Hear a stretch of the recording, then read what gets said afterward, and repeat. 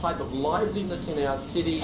It needs to be a really good experience for people to come here. And so in terms of what I'm on about, that's the city that I want, okay? And that's what makes that new world city. Sets us apart, friendly to caring city. That's a good place to be. And you're all making a wonderful contribution to it. Okay? So, I don't worry about this man being nervous sitting here. Isn't that scary? Dear. Now the Filipinos, if I know the Filipino community well, you'd be starting a bit of rock and roll music by about now. Would that be right? I would like to believe so. There's a big preparations for this coming November, Mabula Philippine Festival. Yeah? Filipinos love to dance. Yeah. They love rock and roll music and love to dance. Yeah. So might have to clear the table.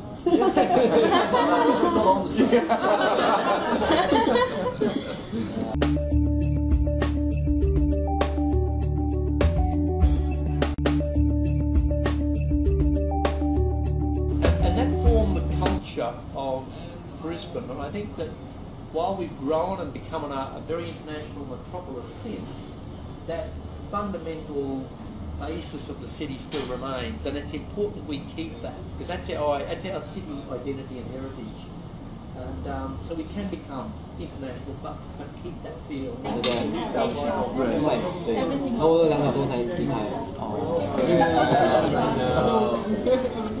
So thank you for coming. Tonight, I thought it would be a good opportunity to get everybody together and to say a very formal thank you to each and every one of you for what you are doing in your roles as ambassadors for Brisbane. I wanted to tell you also that we really do appreciate the effort and the time you put into your roles. It does not go unnoticed, and it is very, very much respected by me as Lord Mayor of the city and by, I assure you, the councillors and the people of the city. We have, of course, in Brisbane 52,000 international students. That's a lot. What we can to make sure that the stay for our international students in Brisbane is a comfortable one, that we're talking about accommodation standards or just the general opportunity to mix and share in the culture of the Brisbane community while you are here. I guess you all witnessed earlier this year with the floods that there is a pretty good level of care and friendliness in our city. The volunteer effort that happened after the floods around Brisbane was quite extraordinary. It even surprised me as a city leader to see the level of support that we really got out there to help one another. And I guess in that same vein, I know that each of you in your own way is doing so much to help your fellow students and to assist in making that connection of cultures within Brisbane. And it's all about developing a harmony and an understanding of each of our views, regardless of what they may be in religious and cultural beliefs. It is a respect that we have for one another as human beings.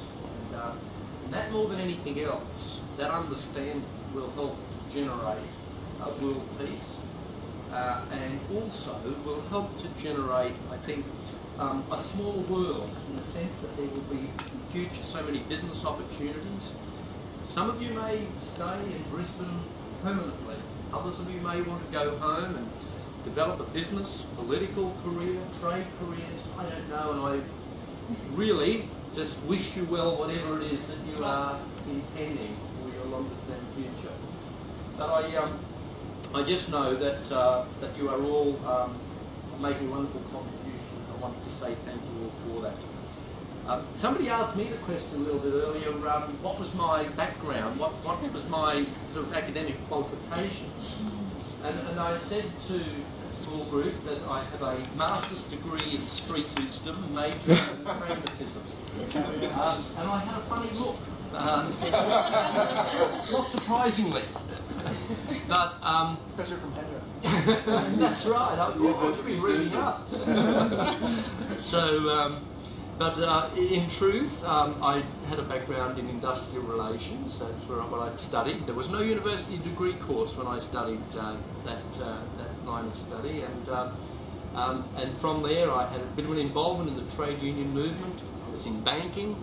I was then in government service, and then became a city councillor when I was 27 years of age. So there's a great opportunity in this city, as there is in this country, to just work hard, have a dream, and set about realising the dream. And that vein, I wish all of your dreams well, and may they all come true as well. I guess the other thing that I have done is I've sort of got myself a diploma in company director. So I'm a graduate of the Company Directors Institute of Australia, and I last year did a course in auctioneering. Before we go tonight, I might just do a quick demo. One of the things that a little trick I have developed over the years, and so we will do that maybe between the main course and sweets when I've had another drink or two. So, but I just wanted to wish you all a very relaxing night, and again, thank you all very, very much for what you're doing for Brisbane.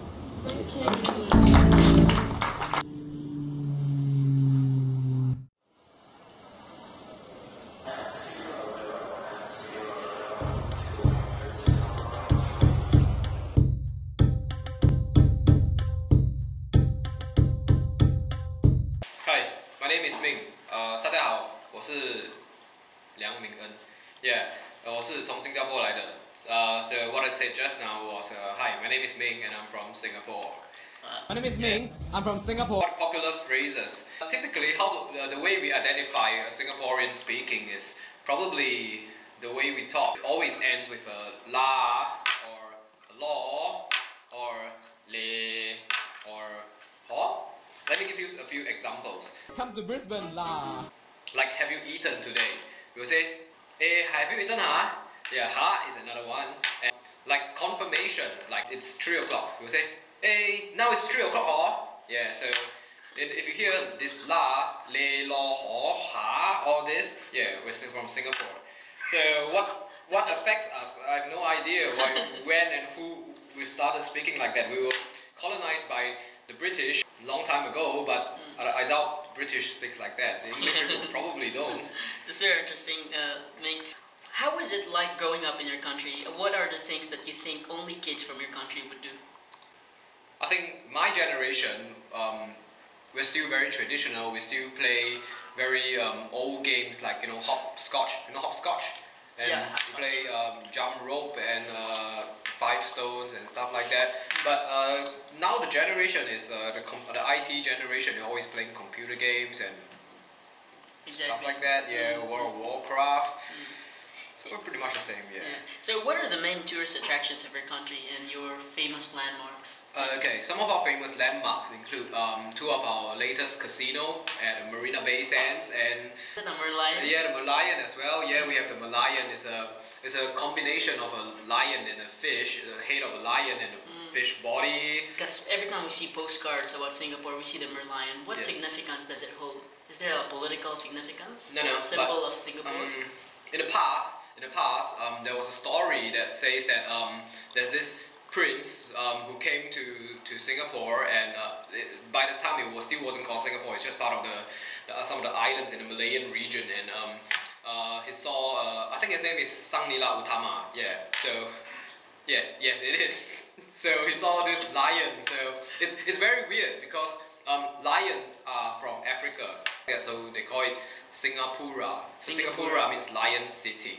Ah, okay. Yeah. That's interesting to know. And we're a river settlement like Brisbane, so probably Malayan comes from from that river. And we also have the Esplanade. It's an arts building. It's sort of like the Sydney Opera House, and it's shaped like the fruit durian. You know durian? Durian, yeah. Durian. Yeah, it's like a big durian.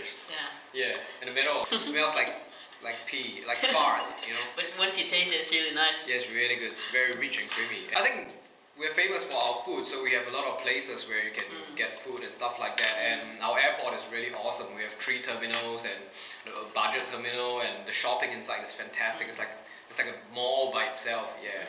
So we all know for a fact that Singapore is a British colony, but what other countries that have influenced your culture, your customs and tradition? Right. As much as we are a British colony, because we're one of the main ports during the time of the trade routes. People are coming down to buy spices and Silk Road from, it's like a main trading port. And we have Chinese culture, we have Malay culture, Indian culture. We like a plate of salad, like a plate of mixed salad. So to come to Singapore, of course, the first thing to do is to eat. We have fantastic food from all over the world. Like some of the famous dishes are maybe the laksa, the satay. Yeah, maybe these names don't make sense to you. One of my favorite is the Hokkien fried prawn noodle. 谢谢大家. Thank you very much. Terima kasih. Thank you so much.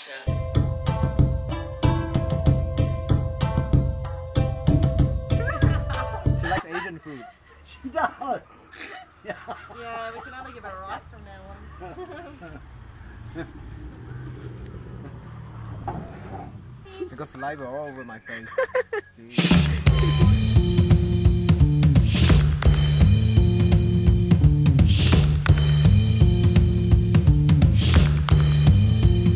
Away and keep promoting.